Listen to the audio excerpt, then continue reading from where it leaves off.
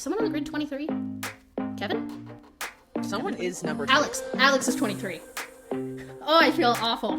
Love you, Alex. Ah! Oh my god, it's the Michael Jordan episode. It's the Michael B. Jordan episode!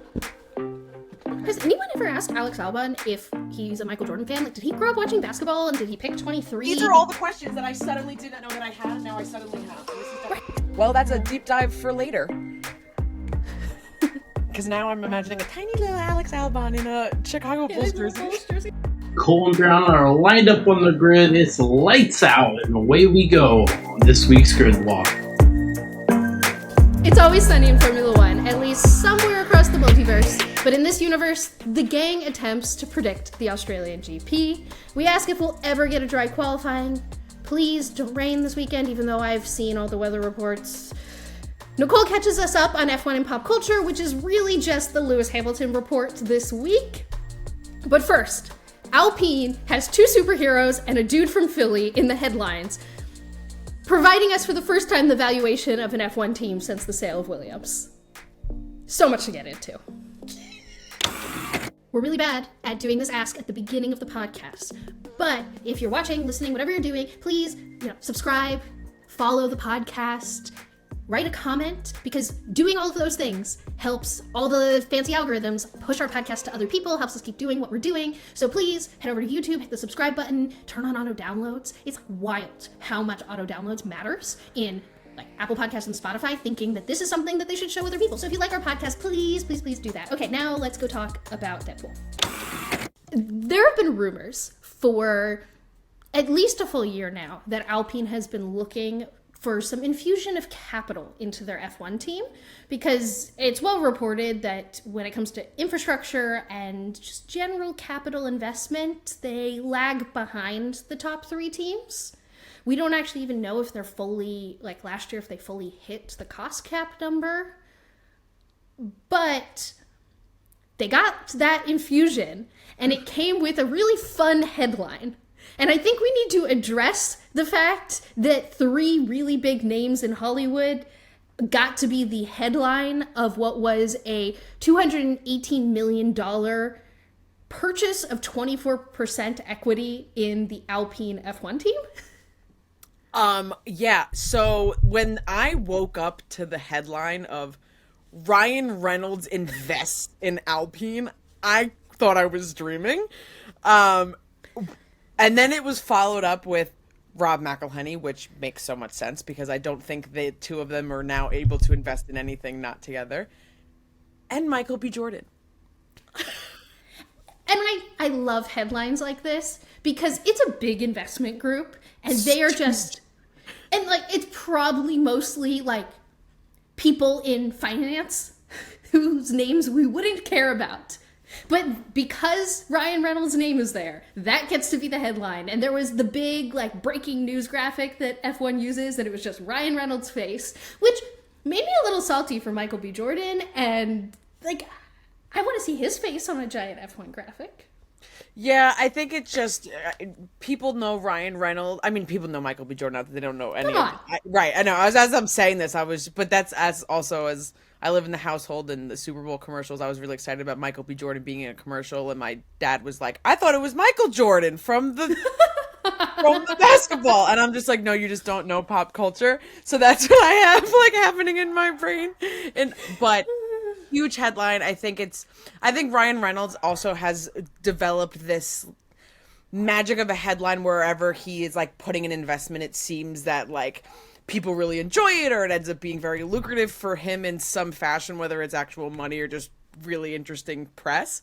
So I think that's why he's the really easy lump on here. But yeah, it's so incredible the amount of headlines that were just list all 3 of them, Ryan Reynolds, Rob McElhenney, and Michael B. Jordan went to a race and was that one, which is so not at all what happened, and not at all what an investment group is, but that's how I'll imagine it happened. So there are 2 non-celebrity things that I really want to talk about with this. The first one being, this is the first time since the sale of Williams that we now have a in-stone valuation of how much an F1 team costs. And this is a midfield This is not like the Mercedes, Red Bull, Ferraris of the world. This is Alpine we're talking about. That since they've returned to the grid, they're just there. Yeah, I would say they're the team that is in probably like the most identity crisis as they're trying to like figure out who they want to be on the grid and like what their branding is and kind of the back and forth with like Reynolds and Alpine and referring to like that whole again confusing web of names. Decided to do what HBO Max just did, where they said, we have this big brand cachet in HBO. Let's drop that part of it and become Max streaming. Alpine basically did the same thing, where they had like this historic name in Renault that has a history in F1 and racing, and they said, you know what we should do? We should go by something else. And yes, like I hear you screaming in the comments all the reasons why they did it, and they want to promote their sports car brand, yada yada yada. It's still kind of silly, and it's still the same vibe. I would support you more if your car was pink all the time. Yes, honestly, that is the key to this.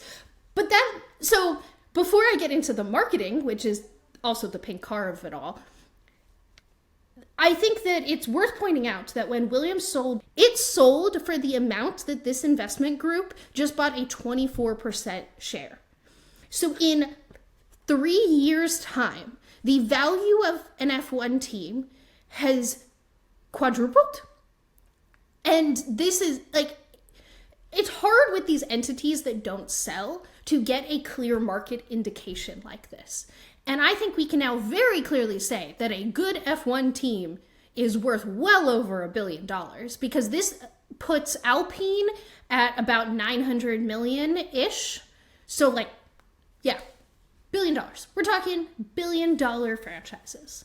Yeah, I mean, technically, if you want to think of it as a team, if you want to look at Alpine as the last time they've won, which aka Renault was like 2006, like almost 20 years ago, and they're getting some type of valuation close to $1 billion is crazy. So even if you want to be looking at them of falling in the constructors in 4th place last year, whatever way you want to look at that, that still puts 3 teams above them, which would definitely put, I mean, I would feel very comfortable in saying Ferrari's worth over $1 billion and Red Bull, Mercedes, no question.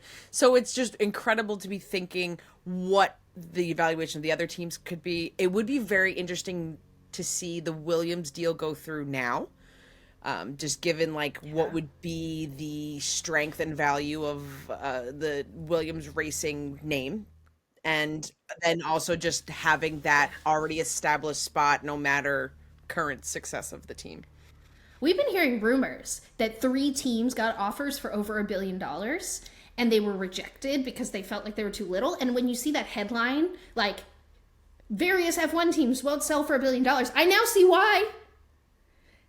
Like I 100% see why, because of the teams. Like I don't think I'd put Alpine, like even though they finished 4th to your point, like I don't think they are the 4th most valuable team on the grid because of infrastructure and investment. Like Audi is buying into Sauber, and I believe Sauber's facilities are more recent and up to date than Alpine's are. So like, and this is just the F1 team. The equity has nothing to do with the engine division as well. So the number blows my mind. And all of this is because, like, I personally, from a sporting perspective, have an issue with the cost cap and how they're handling the cost cap. But this is the financial result of having fixed costs. The health of this sport in 3 years because of that cost cap is wild. Yeah, and teams are being kind of forced to, I mean, I think a lot of them want to be looking for other ways to get in a cash flow intake and like different investment and different opportunities and different pinpoints that way. But it also just feels like with this big boom of F1 and obviously the growth and the interest and the value skyrocketing so very quickly, it will be really interesting if it'll continue to kind of maybe be like a bubble. Like who knows what this entire interest will turn into and the growth will turn into, whether it's expanding the calendar or adding new cities to the calendar. I mean, we're talking about last week how F1 Arcade is expanding to arcades across like the globe. So, and that's like just, it's like an entity that if you want to be looking, you think Formula One, you think Grand Prix races, you don't think of a urban metropolitan arcade bar. Like it's a crazy brand extension already. So it's, I don't know, maybe some people do. Someone clearly did and is now hopefully got a promotion for thinking of this amazing idea. But whatever it can continue to evolve into, I think will just open up more room for different types of investors that we probably never would have anticipated investing at all or having any sort of interest in F1. I mean, I think you could have also said the same thing about Ryan Reynolds and Rob McElhenney when they invested in Wrexham. Like, everyone was like, what? Like, this sounds kind of real world Ted Lasso-y type vibes. And so who's to say that they can't just like go somewhere and do it again-ish? I know it's not the same because they're not. And that's like, a perfect transition. This is a perfect transition into the marketing aspect of this. And I pulled up some quick numbers here to talk about how with the boom of F1, I personally see that Alpine seems to have lagged behind in fan interest and fan popularity. And so I'm going to compare them to McLaren, for example. These are not end all be all numbers, but as of recording this on Tuesday, June 27th, McLaren has 10.5 million followers on their Instagram account. Then Ferrari has 11.3 million followers on their Instagram account. Mercedes has 11 million followers. And I had Red Bull right here. There it is. Red Bull has 10 million followers. Alpine has 2.8, which puts them in the league of Alfa Romeo that has 2.1. So, and this is a factory team, a works team with history in motorsports. So you can't say, oh, McLaren has more because of their history. Like, do they have a better history? Yes. But do they also have a fantastic marketing department that I don't think Alpine has? Yes. They also, like, performance-wise, like, you can't say, like, oh, well, McLaren's had fantastic performance like the other ones I've read. No.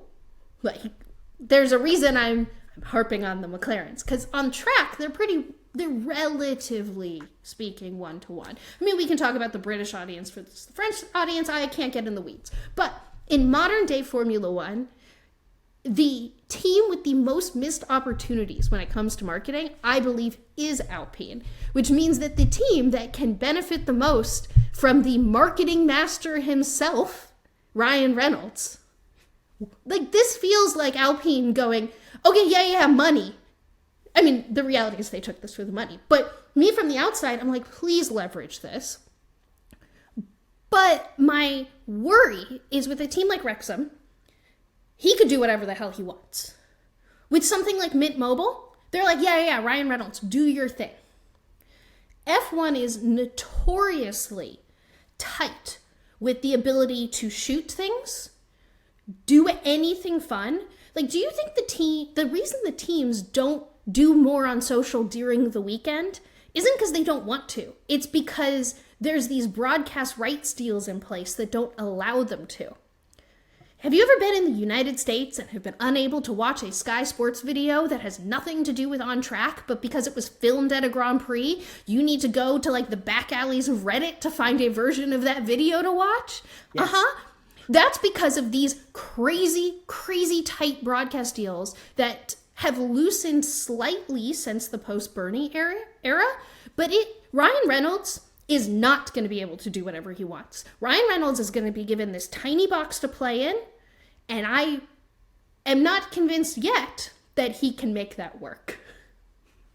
Yeah, and as I think, to make a very, like, broad statement, or not broad, but a very, like, potential hot take, and just kind of, like, reflecting on reasons why maybe like Alpine isn't winning in the marketing game, or at least my brain was thinking in terms of like the social media numbers, and this is like a live thought I'm happening right now. So if this is all garbage and you disagree, anyone listening, like, that's so fair because it could be nothing. But I'm curious of your take. Stop qualifying it. I just your fun take from like watching Drive to Survive, not even just the most recent season with everything with Alpine, but Reynolds was it was always kind of spun of like them being not like kind of played as the villain. So I could see why the newer fans wouldn't necessarily be like diving immediately to go follow and then weren't part of that like rebrand, or like there could just be a lot of things where they missed the mark, to your point. Like, I just remember, and again, as I'm sitting here in a Daniel Ricciardo shirt, but as I remember watching Drive to Survive and having such the awful taste in my mouth of, like, how that all went through and just the way that was played out. So I feel like maybe if a lot of new fans were introduced to teams this way via Drive to Survive, and, like, that was their initial opinion on things, and then Alpine is Renault, but it's not Renault, and, like, that could be part of it, too. That's, like, the random piece. But I think you're so spot on. I think McLaren, again, is that great example of, you know, history in the sport, not necessarily like stellar, unbelievable, top-notch performance on track, but still having like a really unbelievable marketing presence like across the board. Like people don't seem love to have a Sorry. Yeah, No, they're able to like get the new fans, or like people are excited to say like, I'm like, go Papaya, and it's like, you haven't seen a podium in like who knows, like I don't know how long, like but people are still so proud and excited, and it doesn't matter because they just love the McLaren branding and like what it comes with, and Alpine is totally missing that. Yeah, and it's shocking to me because your Daniel Ricciardo point, like Alpine and Renault have had great drivers. Like, they had the Daniel Ricciardo bump, then they had the Fernando Alonso bump, then they had the scandal bump. Like, Red Bull is the villain. Mercedes sometimes were the villain in Drive to Survive. Like, I don't know how much of it is, like, a villain thing, but, like, a lack of identity to latch onto. That is, and I do think they have a driver pairing right now that's not providing that, and I love Esti Besti. But, like, him and Pierre aren't Fernando and Daniel Ricciardo. And I don't know, they also seem reluctant to lean into the French team thing. Like, they scream corporate safety. And so, you know what fixes corporate safety? You know, Ryan Reynolds. Oh, wait, I don't think he's going to be able to do, like, it would be in a dream world. Like, Ryan Reynolds, shit, like, God, put Ryan Reynolds in a room with Otmar and just make him feel uncomfortable. Like, yes, like, this is, like, there is stuff there. Like, it's just not. Yeah, Otmar's definitely never seen Deadpool, and I don't foresee that he will.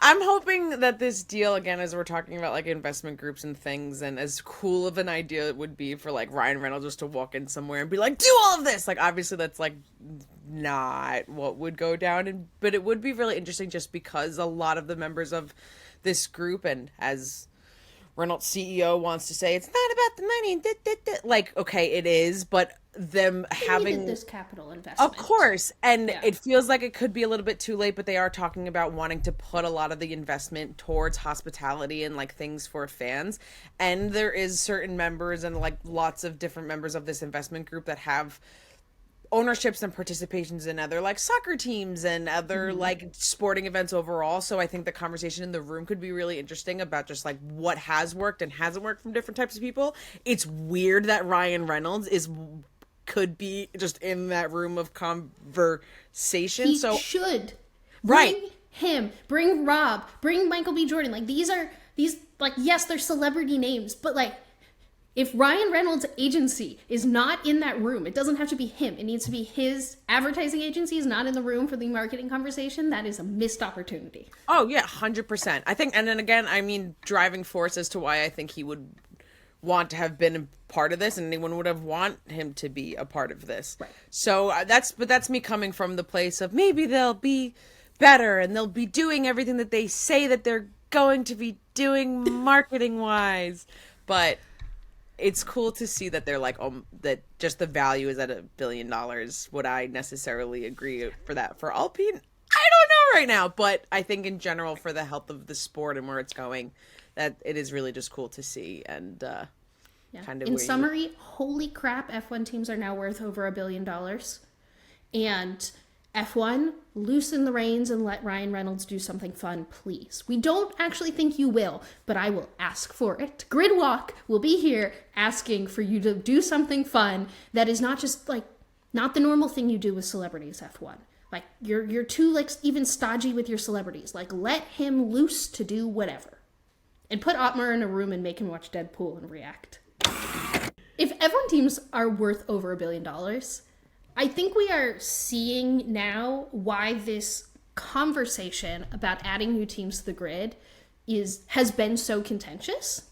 So a reminder, we did a whole segment, if I remember, I will link it in the comments below, what episode it was on, that we did an F1 ring, where we broke down why the FIA wants more teams on the grid and why the F1 teams don't. And now we're seeing the raw numbers of that. A quick wrap-up summary is the FIA gets a flat fee for the number of teams on the grid.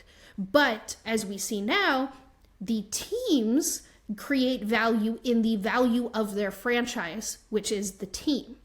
And the more franchises there are, it dilutes that value. So if there are 15 F1 teams, then one is less valuable than being one of 15 is less valuable than being one of 10.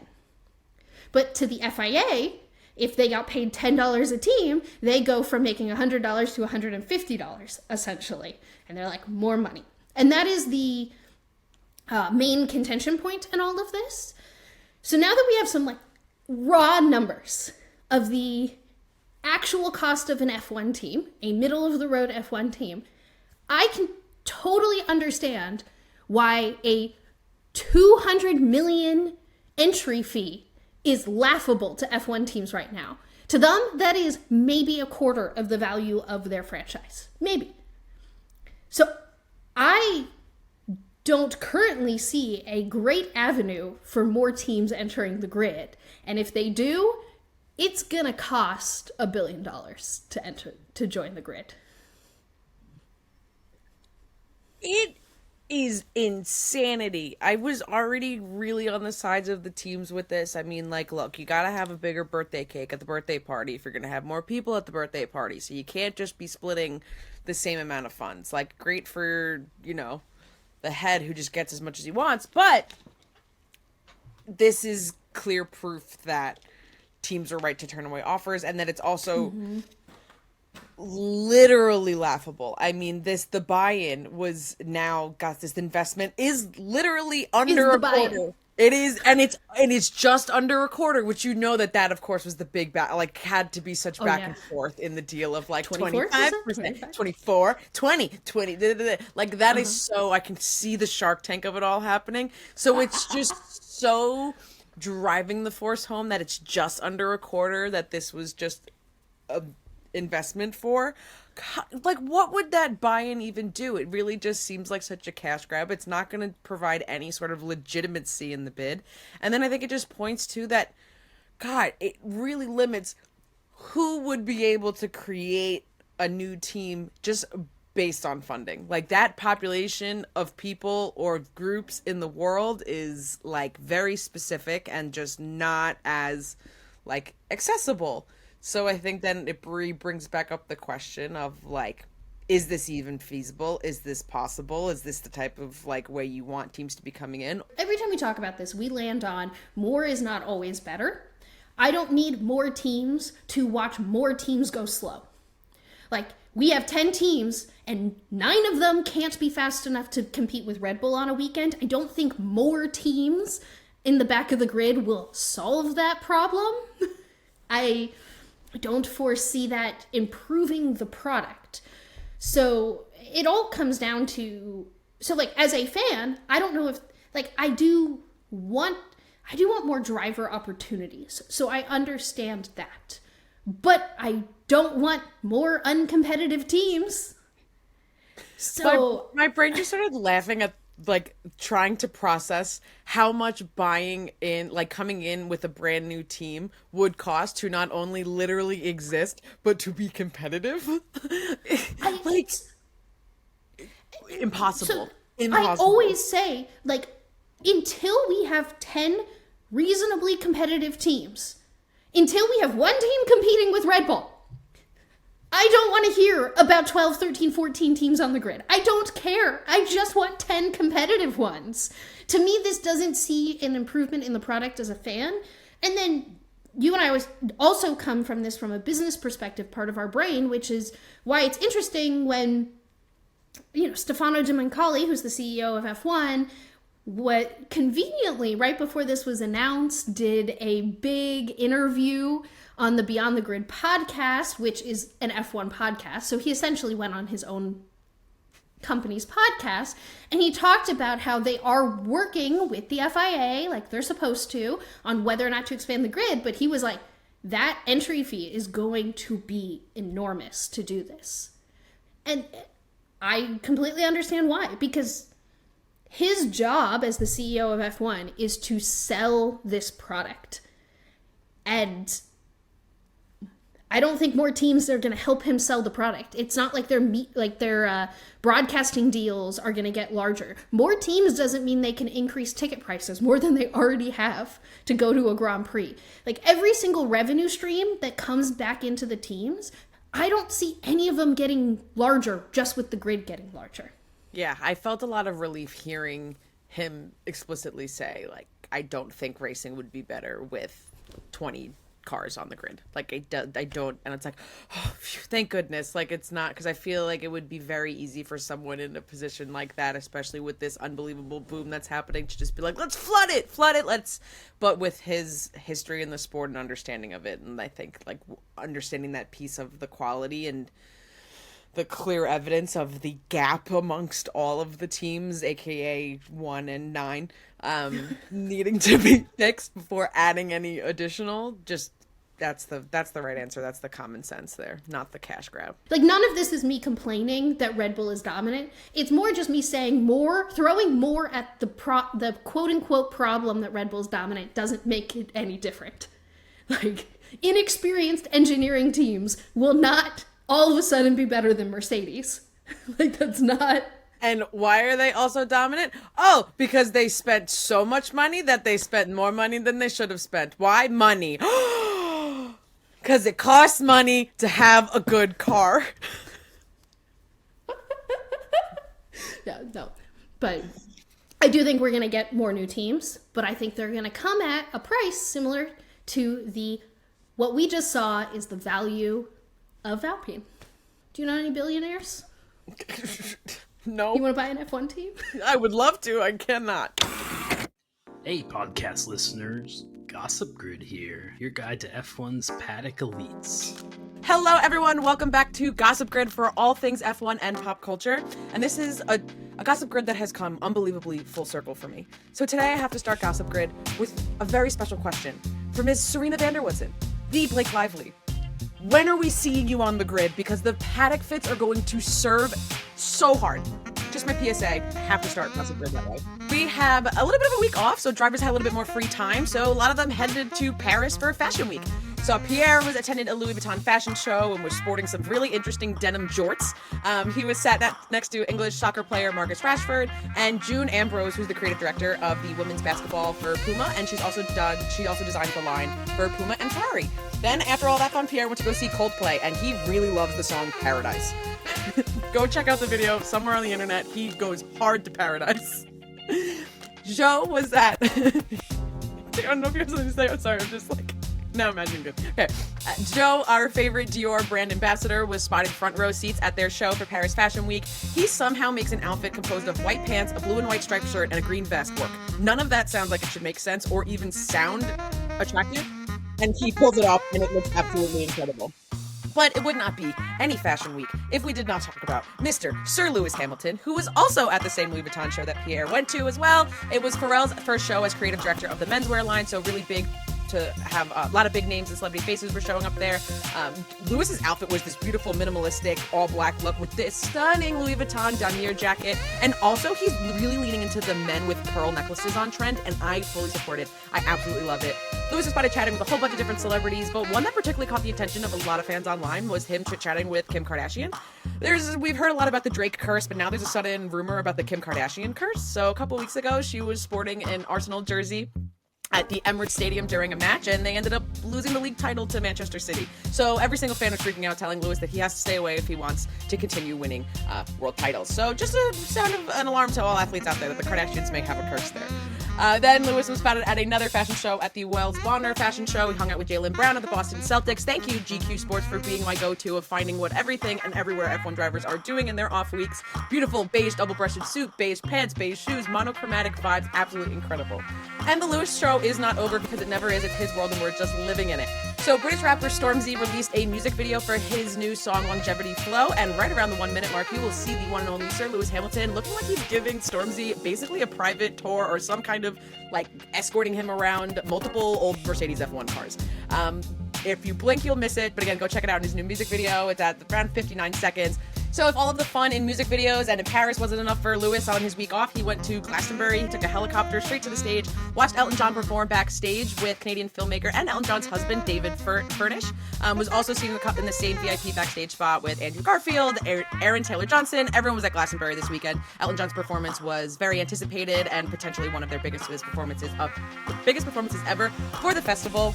Today, Ice-T made it very clear that after he was on the Drink Champagne's podcast rocking a Mercedes F1 jersey, he received a lot of buzz of people wondering, is he a Lewis Hamilton fan? He wanted to put all of the questions to rest and immediately confirmed that he is a longtime Lewis Hamilton fan by tweeting a throwback picture of him and Lewis. And like, Lewis could be 14 in that photo. I mean, he's definitely probably already won at least 1 or 2 world championship titles by that time, but he definitely looks very, very young. It's not a recent photo. So shout out to Ice-T for being a longtime fan. It was pre-Lewis Hamilton with a stylist and a good haircut, because it was definitely McLaren times where they like made him have a buzz cut, and the baggy cargo shorts were definitely giving like 2000s. Yeah, there's a lot of screaming early 2000s. It kind of looks like a Lewis Hamilton cosplaying as Adam Sandler. Like, that is what it's my favorite era to look at of Lewis Hamilton photos, because if you told that kid that he would look like this now, like, he'd probably be like, oh no, racing, and like, yeah, like love the evolution of Lewis Hamilton. So it was a really great way to just kind of prove a longtime fan, been here forever, supporting the GOAT, obviously not even a question. So that's basically everything that I have for today's Gossip Grid, big time Lewis Hamilton show this week, but that's always fun. He gives us a lot to talk about. But I do have one more big question to wrap up this Gossip Grid, because it's been lingering in my mind ever since the Alpine announcement. So Esty Bestie, you've given us a Spider-Man helmet. Are you gonna have a Deadpool helmet now? I can't believe we're already talking about silly season. I mean, I can, because the sport is the silliest thing ever, and I feel like every season is like silly season should just be the F1 calendar, not when they're not racing. And also I thought it would start sooner. It's the end of June, and this is the first time we really felt like we needed to put like a driver movement silly season topic on the show rundown, which is somehow feels late, but also way too early. Yeah, I think part of me feels like it's been like just enough. Like, it's been just enough time for people to see what's happening with Red Bull. It's just enough time to see like who right behind Red Bull is like catching up, like we're already seeing with some like B-spec upgrades and like legitimate upgrades that like could be something, and then beginning to see like consistent difference in driver performance or like teammate performances, and then like that it just so naturally sparks conversation, just because people can see numbers of like, okay, if you guys have that car, why are you not like holding hands across the finish line? Which like, it's more complex than that, but it feels like there's just been enough data that can spark the conversation. Yeah, there's enough data mixed with a weekend with no racing and people needing to fill headlines. So I have 6 headlines to run through with you right now, because somehow there are 6 things, and most of them are Red Bull, because of course most of them are Red Bull related. Let's start with Ferrari. There have been rumors that Charles and Carlos are in various stages of discussions for extensions. They're both signed on through next season, through the 2024 season. But it seems like, according to where you look, and just remember that like a lot of the Italian media is kind of like reading the Daily Mail. So what are your thoughts? Do you think both one or neither will sign an extension in the next couple months, like we're hearing? I feel that they will both end up signing extensions. I don't necessarily believe that they will both be signed before the end of this season. I can very much see it going into next year, and both or one. And I honestly don't necessarily have, I mean, if I were to pick one that they're going to like extend, no, I feel like it would be either. I just think they're going to end up both extending. I just feel like it could just be like start of next year, like we see promise and this is their announcement. They need some kind of like hope of extension. I feel like the way that the season's going, and this is me assuming that the vibes are not going to change at Ferrari by the end of the season. People are not going to want that like positive news of your two drivers that you don't really feel like are performing when I don't necessarily think it's their faults are sticking around. And like then it could be like a Ferrari fever dream next year of like extension, hope, it's here, and then it all happens all over again. I think that if I was Ferrari, I would not announce anything until I have both of them to announce, and I would announce both of them in like a dead period on the calendar at some point. Like I would definitely not like do it around race time, and I would announce both of them at the same time because I do think they're both going to get extensions, and nothing would be worse than announcing a Carlos Sainz extension and not a Charles, or vice versa. Like just sign both of them and then announce it at the same time. I do think it would be smart for Ferrari to lock both of them down in the sense that like just remove any conversation. Like there's enough chaos going around Ferrari. If you can like say both of our drivers are here through 2025, that would just like people would stop talking about like one of the things is maybe. But would they? No, they wouldn't. The truth is they wouldn't. This is a silly conversation. Will they really talk about anything in terms of extension? Like, okay, we can't get to that topic no, yet. I know. No, but I don't even mean in like what's currently happening now of just like a flashback of like last year of just how many instances do we see like, oh, your contract's for this long and this is where it is. It's like contracts are real in F1. I'm agreeing with you on everywhere that you said. It would be smart for Ferrari. And that's when also my brain says, so they're probably not going to do that. Yeah. Another subtle topic before we get to Red Bull chaos. Apparently, Lewis's contract is signed and will be announced at Silverstone. I've been saying all season that we're going to get the announcement because the home Grand Prix is going to be a big deal, and I've wanted them to do it sooner to quell my personal anxieties about all of this. But do you think we're going to get the announcement in 2 weeks? 100%. That is where my gut is. That's what I feel. And I think for anything, if the team is like, aka Toto or anywhere other quotes, but last week we were talking specifically about like different quotes we were hearing from Toto of hope about Silverstone and upgrades. I think it's a good way to spend like no matter what comes out of Silverstone, having Lewis as an extended contract in any way, that's a plus. We have to get to all the Red Bull things. I'm going to bookend this with Daniel Ricciardo because that's a lot to unpack. Yeah. But we'll start with, it seems like everyone and their mother is in line for the AlphaTauri seat that doesn't currently exist, but kind of exists. So you can't talk about the AlphaTauri seat without talking about the Red Bull seat. So I'm going to try to sum this up all together. So it seems like Checo's out at the end of this year, even if he's not out during this year. Of course, Red Bull can get impatient and kick him out now. Everyone keeps saying that Yuki's in line for that seat, but Yuki has come out and made a quote that he's just looking to step up to a better team. Like, just that's it, just a better team. Aston Martin is going to be a Honda's works team, and Honda's always made it very clear that they want Yuki in a seat, which is why he is in the Red Bull family. So, Checo might be out, Yuki might be in that seat, therefore there might be 2 AlphaTauri seats, but all of that is because it's pretty much known now that Nick is going to lose his seat, even it's like the spoken truth, like we all just act like it's going to happen, which makes me really sad. So who's going to be in the AlphaTauri seat? Is it going to be super fast IndyCar driver Alex Palou, who's publicly said that he requested a meeting with Helmut Marko because he wants to be in F1? Is it going to be Liam Lawson, who's the like Red Bull Junior driver they seem to just like have there and not want to drive in F1 ever? Or is it going to be Mr. Daniel Ricciardo, who it was announced we already knew this, but it was reconfirmed this week that he's going to be doing one of the Pirelli tire testing for Red Bull, and Christian Horner has said that is to evaluate whether or not he can drive a car, essentially. And Daniel Ricciardo has said that he's willing to take an AlphaTauri seat to work back up to the Red Bull team. I just threw a ton of information out. Nicole, there's always 3 non-Max Verstappen Red Bull seats open. Who do you foresee as their 2024 lineup as we're talking June 27th, 2023? Actually, how about this? Who do you foresee at this point, and then who do you want? And I think we should both give some Red Bull lineups. Oh my gosh. Okay.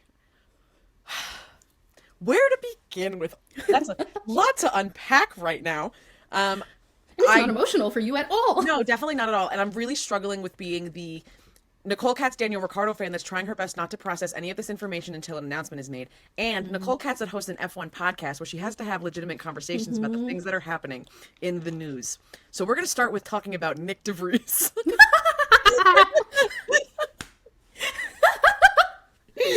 But you see why, like, all these headlines, like, I can't, like, talk, like, it's so hard to discuss anything going on at Red Bull without, like, all of them being interconnected, because Red Bull has 4 seats, and they all work together, and, like, whether Yuki gets moved up to the top team, and what do they do with Checo, and what do they do with Nick DeVries, like, all of it is just, like, mush. Red Bull's unhappy with all of their drivers that are not named Max Verstappen, could be the title of this segment. Yes. I feel very sorry for Nick. It feels like it was, like, the easiest it seems to be just like the easiest not decision, and all of like the helmet Marco quotes. I mean, I feel like it's very rare that I read one that doesn't give me like a, oh, this feels like bullying. Don't but like, listen to Voldemort. I know, That's the rule of thumb we have. Sometimes he slithers through my Twitter timeline, and I'm just like, don't talk about Nick that way. I can't. But it was so, it's incredible the amount of like hope last year of it's like, he's everyone's team, he's everywhere, and now he's like potentially going to be nowhere. The signing, even at the time, felt very much like Red Bull trying to get one over on Mercedes than them actually wanting Nick de Vries. And to your point, I feel bad for him as a human, like who, like this was his dream. He wanted this seat finally. He thought he was making a good choice. Like I feel bad. Yeah, it's just, I think, going to be a really short-lived dream for him, at least for right now, and then who knows how things will shuffle and open up. I don't foresee any removal of Checo during the season. I think that is a PR nightmare coming from Red Bull. Not that they haven't done it in the past. I just particularly think Checo fan base is different than other drivers this has occurred with. Yeah, than like drivers at the beginning of their career that they shuffled around. Yeah. I think that if any team on the grid is able to put some pressure on Red Bull, I think they would make a change. Especially if they, let's say in their brains, they've slotted in Yuki for the seat next year, and it would be easy for them to just put Yuki in the seat this year, and another team's putting some kind of pressure on Red Bull, I could see maybe. Red Bull released a video, I believe today, might have been yesterday, of Yuki and Max driving like mega monster trucks, and it is the most wild pairing of people I've ever seen participate in any activity ever. And all I talked about this last week. Like, it is right. It is like, I just love the opening of like, I'm with the shortest F1 driver on the grid. I'm just like, this in a garage would be kind of crazy and in a fun way. Right. But I also like chaos. Okay. So I do want to say, and again, this is now where I'm getting to the Daniel Ricciardo of it all, because I know this is, I need to formulate real thoughts and acknowledge that this is real. So me not processing it as a fan until it's news and wanting to be a good podcast host, I'm coming to terms that I don't think he will be in the Red Bull seat. But I want you to process it as a fan. It's much better content. He's going to be in the Red Bull seat and he's going to fight Max and he's going to become... I'm not... You don't actually feel that way. But I actually want to know, as someone who is a diehard Daniel Ricciardo fan, like, would you want him in that AlphaTauri seat? Like, if you were putting together... Like, yes, they're not going to put him straight in the Red Bull seat. Right. But if you were formulating an AlphaTauri lineup for next year, like, would you hope he was in it? Like, is there a desire to see him racing on the grid again? See, that's the caveat, is in that car. Just because right now, I just listening to Nick and Yuki driving that AlphaTauri car right now just sounds like you're making someone drive a brick. It sounds painful, it sounds impossible, it sounds frustrating, and it's no surprise that like that's not where the eyes of Red Bull go or looking to like be like, look, AlphaTauri's not like, it's just there. It is Red Bull's sister team that they just use to like form and make their drivers. Sometimes maybe it depends. It is not the place for Daniel Ricciardo, in my opinion. But if, like, the way that this is all shuffling and who I am as a Daniel Ricciardo fan, put him there for a year because I want some fun back. That is my so not serious. I don't think it'll be good for his career move unless it eventually somehow put him back in the Red Bull seat, which I don't think would necessarily make him competitive to Max. I think it would still be just like a second to Max. But that would be, again, I'm not even foreseeing him in, like, that seat at all. So in my brain, it's either the AlphaTauri seat or, like, not nowhere else. And I just foresee him being back on the grid, but incredibly frustrated. Well, I mean, because I'm asking, and I wanted to know your perspective as a fan, because as a non-Daniel Ricciardo fan, I don't feel any desire for him to be back on the grid. That doesn't interest me, even in the Red Bull seat. Like, I just don't care. Right. But I want to hear your perspective, because, like, you last year, with 100, like, you were so sad when he didn't have a drive for this year. So that's why it's actually really surprising for me to hear how subdued and, like, not... I mean, there's, like, withholding excitement, but there's also, like, I know you decently well. This is not just you withholding excitement. This is you, like, kind of not being excited at the prospect of Daniel Ricciardo being in the AlphaTauri. This is where I make the comparison come fully well. You'll understand where my brain is coming from. I love the album 1989. Taylor Swift had horrendous mental health during the era of 1989, so it puts a bad taste in my mouth. Daniel Ricciardo being on the grid, but in a car that underperforms, causing him unbelievable mental health issues and frustration, I don't want to see again. Especially now seeing him being very happy in the endeavors. It seemingly looks very happy in what he's pursuing and doing. And like, he says he wants to be on the grid, but like, I just, in comparison of where we've seen him recently and compared to now, just emotionally, he just seems to be glowing. So I, as a Daniel Ricciardo fan, am not jumping at the idea of him being in a very similar situation where you're just like, hey, you're back on the grid, but you're driving a brick. You're driving in a worse tractor. Car. Yeah. Yeah. I will put the caveat in your brain to ponder on, and then we should move on from Daniel Ricciardo specifically, that if he's driving that AlphaTauri, it's because Red Bull doesn't think all hope is lost, that he could one day be back in the Red Bull, which is why it's different than the McLaren situation, in my opinion. Like, Red Bull, I don't think will just throw... Red Bull knows they can have the PR of Daniel Ricciardo without having to give him an F1 car. So if they put him in that F1 car, they think not all hope is lost. But, they got the Nick DeVries thing wrong, so I'm like, what does Red Bull know? Now, if I'm formulating the Red Bull lineup I want for next year, so this is not logical. This is hopes, dreams, and wants, okay? Mm-hmm. I want Max Verstappen and I want Yuki Tsunoda because I want the chaotic duo, and I think Yuki is driving out of his mind and deserves the call-up. And then I want Alex Palou and Daniel Ricciardo in the AlphaTauri. Because if Alex Palou, who is an incredible IndyCar driver, wants the F1 drive, I want someone to give him the F1 drive.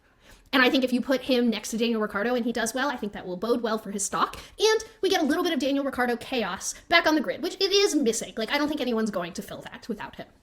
So, and plus it would make you really happy. And if we could go through another Daniel Ricciardo season on the pod, oh my gosh. So that's my dream scenario. How do you feel? Would you sign on to said dream scenario? I definitely am signing on. I first of all, I just feel like I need to join in on the, like, I'm sorry, Liam. Like, it's going to be... yeah. No, but my favorite thing on the internet yesterday and the Alpine-ness of it all is, like, Ryan Reynolds will probably end up in a Red Bull seat before Liam does. And I could not... I was laughing for so long. So, sorry, Liam. My logical lineup is Liam instead of Daniel Ricciardo. I put Daniel Ricciardo in there because I want to watch you, Nicole Katz, get to see Daniel Ricciardo in an AlphaTauri, not because I want to see Daniel Ricciardo in an AlphaTauri. I think the whole point of having a development team is to develop drivers, not to put your old slow drivers, but that's okay. Whatever. Chaos. I just want chaos. For the Yes. content. Yes. Yeah, no, this wasn't... the logical answer is too easy. Wow, that's so funny. I know Yuki deserves the call-up, but I was going to say the logical answer of, like, Yuki in that Red Bull seat, that is going to be... would be chaos. Look, Red Bull, if you're not going to provide on-track entertainment, I feel like I'm going to say this every week. We talked about this in the pod last week. Red Bull, if you are not going to give me a second seat that is competitive with your first seat, even remotely, even just finishing P2 competitive, why don't you call up Yuki and just give me some chaos and some excitement and more content like that? Like, come on.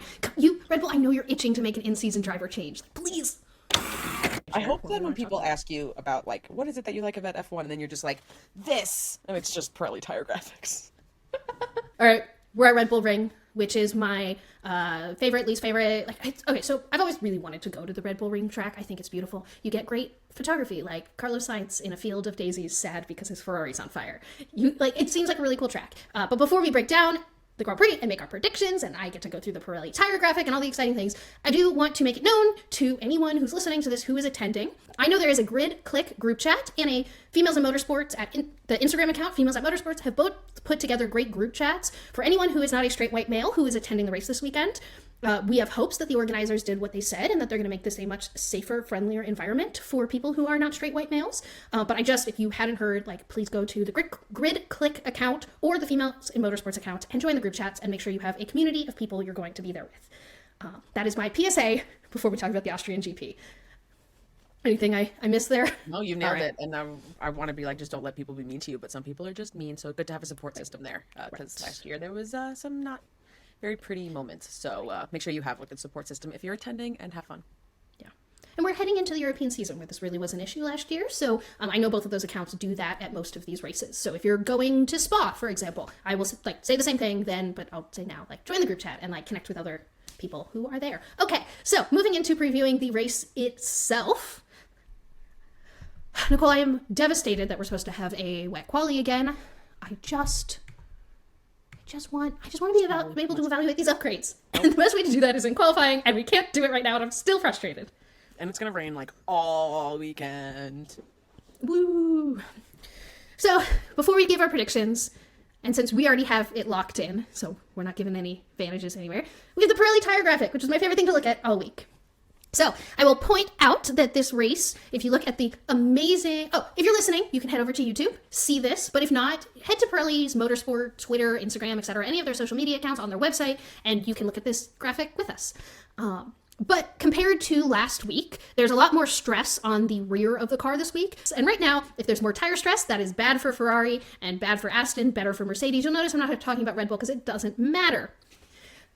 The other thing I'll bring up is that this is one of the circuits on the calendar that I think has the most, one of the most collections of different types of corners. There's slow speed corners, there are medium speed corners, and there are fast corners, and there's also 3 really long straights.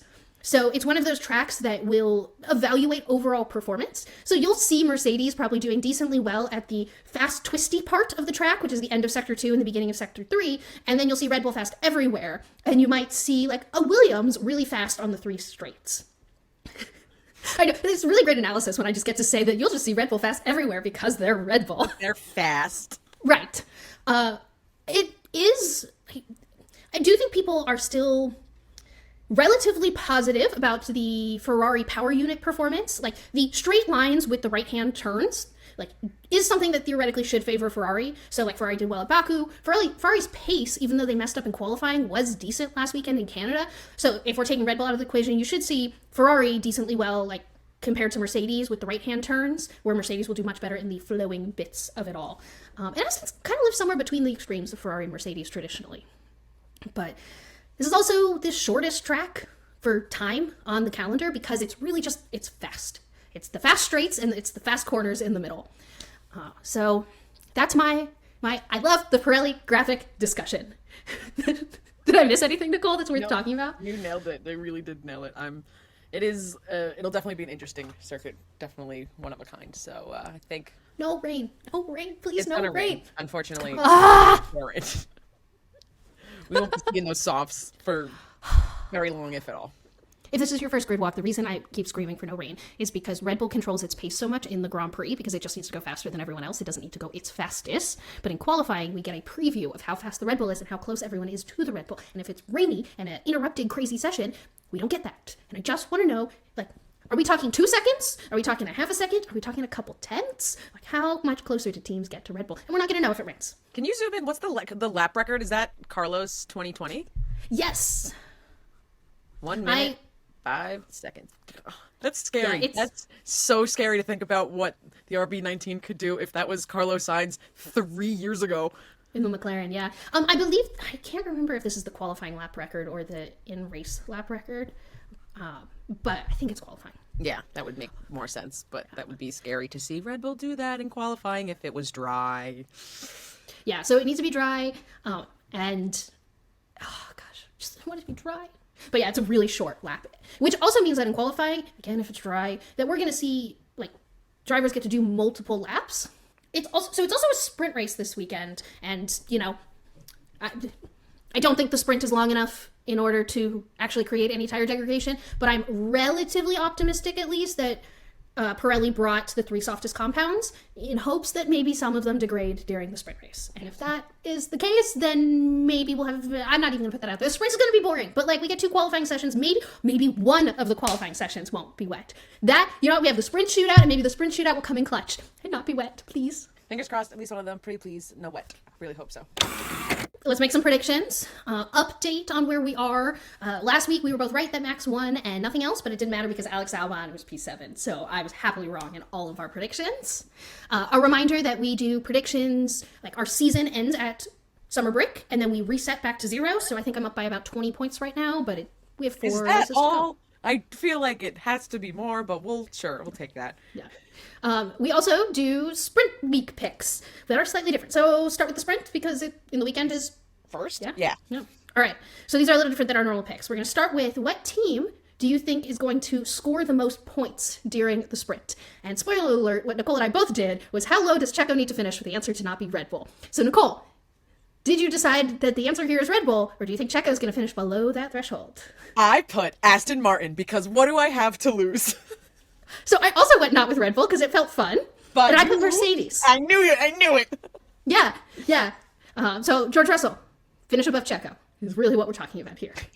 No, but in serious analysis, I think of all the top teams, and I think Ferrari is the 4th top slowest team, so I'm not counting them. So of the 3 top performing teams, Mercedes duo is collectively performing the best right now. So, but I think, yeah, Alonso, I don't know. But I'm glad we both didn't pick Red Bull. No, the PEMDAS that I was doing Aston Martin math and Mercedes math and trying to do all of those things. That we were doing. So I was like, okay. And then just went with Aston. something different. I don't remember who I picked last time. Probably Red Bull. So We both picked Red Bull. We both picked Red Bull, Yeah, yeah. and we were both right. Yeah. All right. So then, who do we think is going to be the last to receive the Goofy Sprint medal? So P3 last on the podium. Who do you got? I have Lewis. Oh, I was going back and forth, but I have Alonso, Okay, that's fair. Yeah, that's which makes sense with our other points because I'm assuming you mentally had Alonso finishing P2, which is why you picked Aston Martin for the most points, and I mentally have Lewis finishing P2, which is why I have Mercedes for the most points. All right, finishing this out. Math. That's what this all is. Finishing this out with who do you think is going to be last in the points for the sprint, which is P8. So in my P8, I am doing some, I guess you would, driver math that would cause other drivers in the top 4 to not be there for where I have this, because in my P8 I have Esteban. God, I do too. Yes, I do too. God, I thought I was being so like, oh yeah, I'm gonna throw in Esteban because something's gonna happen to someone in the top 8. That's gonna be fun. I'm in your Go head. bestie. Although I need to have different choices than you to beat you, but you know what? Yeah, Sometimes this is good for me strategy wise, but not as fun for me week to week wise. But this is, again, we did that same math. We did the math of if a Red Bull falls, so who do we want to go in that makes sense? I mean, I think Checo will still be in the points. Yeah, but I think an engine might explode, or I just think it's more likely for something to happen than not. But now I'm even saying that out loud, and the sprint isn't long enough for something to happen. So, but whatever. Messy points make me happy. I agree. No. All right. So Grand Prix predictions, the same ones we normally do. Nicole, did you do this big scary thing and pick anyone for P1 not named Max Verstappen? Because I don't want to stop your heart like you did to me the last time we did this. No, Max is still in my P1. It's been the same typed out Max in all caps since the first race on this sheet. I haven't changed it at all. Yeah. No jokes here. That's... Someone needs to prove to me otherwise until I change it. Yes, same. Yeah. So who do you have as your just missing the podium in P4? Checo. Okay. I think Checo will have a less awful weekend and will end up P4 in the Grand Prix. That's my prediction. I have Fernando. Ooh. Yeah, Fernando off the podium. I did, and I hope he's I hope for it. Mercedes in front of him. But yeah, no, I have him in my P4 of just missing the podium. There's just something about it that just feels good when I decide that. You do. Yeah. All right, who do you have in your P7? In my P7, to go off of my P8 continued pick, I have Esty Bestie finishing P7 in the race. I'm being very optimistic, but that's what I'm going with here, because as I continue with my picks, there is a certain team that I am not acknowledging. As I said, I would no longer acknowledge them in my picks, so I'm picking Esteban in P7. You're not picking Alex Albon to repeat? No. I went with Lance. Okay. Yeah, I think I will always be rooting for him to be higher. I don't think if there are of the top 8 cars, I don't think he will be the 8th this weekend. Yeah, it's that Aston, as you were saying before. It's like the possibility of him falling right in between the team you will not name. Yeah, as I was about to. I was like, they can't. I'm not going to say them. Horses. Okay. And then we have for P10, last in the points this week. Who are you hoping or predicting? Okay, this one was really hard. Yeah.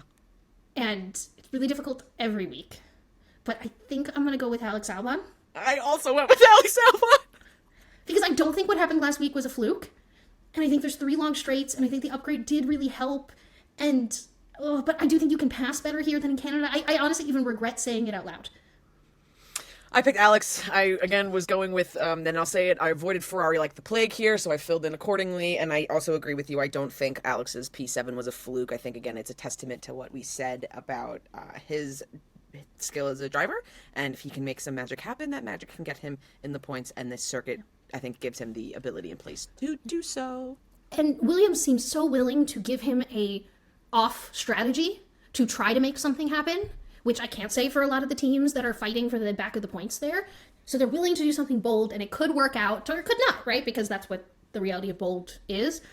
I will say that the other driver I had in this position was Yuki, because I think as much as that AlphaTauri is bad, like Yuki's been able to put in some incredible performances, and I think Canada was actually more of a fluke for Yuki not being in contention for those points there than it being a fluke for Williams to be there.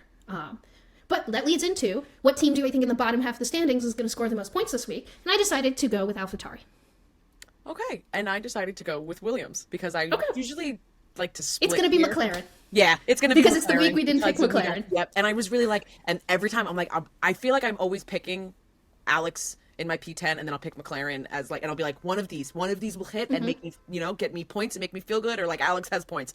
And this time I'm going all in. I believe in Alex Albon. I believe in Albon Pets. I believe.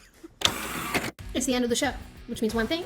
Welcome to Yellow Sector Notes. It's not the fastest walk around in F1, but we will complete a full lap around the paddock, hitting every F1 garage. Starting with Red Bull, as we often do, Checo will be doing a show run in the RB7 through the streets of Madrid on July 15th. Oh, and your friendly reminder that you'll notice my Yellow Sector note isn't a lot of those quotes going around, and it's because do not listen to Voldemort. Anything he says is not true, substantiated in any way. When Voldemort says things, we ignore them in one ear, out the other. Thank you. So Checo, show run. Seems really cool. I would love to go to Madrid to see it. Mercedes has hired 2 prominent engineers from the engine division over at Ferrari that will begin work on their 2026 engine later this year. Lawrence Stroll thinks he should be knighted. Ferrari had a filming day this week, and while these days are used for filming, they're also the only allocated track testing time the teams receive, so I'd be interested in what upgrades they tried out on their filming day. Esteban Ocon went on vacation with his bestie Mick Schumacher this week. Oscar Piastri played cricket in Australia with the Sky Sports team, and you can watch that video on their YouTube channel. That's also from this footage is where I found that Oscar and I have the same favorite food, which if you told me that the Australian's favorite food was also chicken parm, I would be shocked. But it is literally pizza, but the crust is chicken, so he makes good decisions. I have to tell everyone that in the pre-show, when we were like rerunning over this and we were talking about my Yellow Sector notes for the week, I went, really, chicken parm? Even though I know this about Nicole, and she screamed at me, it's pizza, but the crust is chicken! It is pizza, but the crust is chicken! We had to delay foods. It's chicken finger. It's fried chicken. It's not just chicken. It's fried chicken. It's a fried chicken pizza. We had to delay the start of this podcast because I was laughing so hard because just our Nicole's whole body just like through the camera was like screaming. Okay. Not wrong. Nope, it's not wrong. Williams will have a special 800th GP livery at Silverstone this year. They're going to be celebrating at Silverstone and Hungary, which is their 799th GP and their 800th GP, but they wanted the hometown fans in Silverstone to be able to experience the celebration, even though it is Grand Prix 799. Jenson Button will also be doing show runs at Silverstone in the 1992 title-winning FW14B. Williams, please name your cars things that are not a mouthful, but sounds really cool. So as a recap, at Silverstone, Williams is going to be celebrating their 800th Grand Prix one Grand Prix earlier. For that, Jenson Button's going to be doing show runs, and also a reminder, this is when Brad Pitt's movie starts filming. So if you're at Silverstone, like, you're going to see a lot of wild things on track. Zhou Guanyu attended the Berlin Special Olympics this week. Haas will be using this week's Grand Prix as a test session. Gunther told Chris Medlin via theracer.com. That's always comforting going to a Grand Prix. It's just going to be a test for us. And lastly, Yuki's been added to the list of Red Bull drivers driving at the Red Bull event in Germany come September. He's going to be driving the race-winning Honda GT3 car. That is the grid walk for June 29th, 2023 completed. How was my sector time today, Nicole? Faster than the Barbie movie marketing team constructed that entire Barbie dream house in Malibu. I feel like that popped up out of nowhere. But thank you to VoiceOver Man, Pirelli Tire Graphics, major MVP always consistently, and our 4-legged executive producers. If you're an audio listener, don't forget to follow, turn on auto downloads, rate and review the pod, take 2 seconds to give us 5 stars. If you're watching on YouTube, subscribe, like the video, leave us a comment. Question of the week: what do you want to see Ryan Reynolds do with Alpine? I think we already decided that we need to see Otmar and him sit down and watch Deadpool together. So what kind of content do you want to see with Ryan Reynolds filming with Alpine? Take advantage of this opportunity, guys. I thought of another one. Maybe it'll spark some things in everyone's brain. I wanted Michael B. Jordan to do a boxing training with both of the drivers. Make it Creed themed.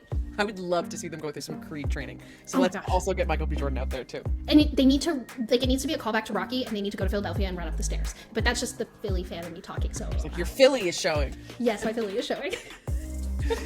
But basically, give us some feedback. Let us know. Comment below what you like about this episode. And really, what does this deal mean? What do you think? Share your thoughts. We want to hear them. All of these things really, really help us out. And it really helps other people find our podcast. And we really appreciate it. Do you know we put out daily content like every single day? Every single day, F1 content, all the time. Join us for daily grid walks on every social media platform. You will find us at Gridwalk Show. And we'll be back to walk the Formula One grid every Thursday. And we sincerely hope you join us. But today felt like a grid tap dance, not a grid walk. Or like a grid 80s performance by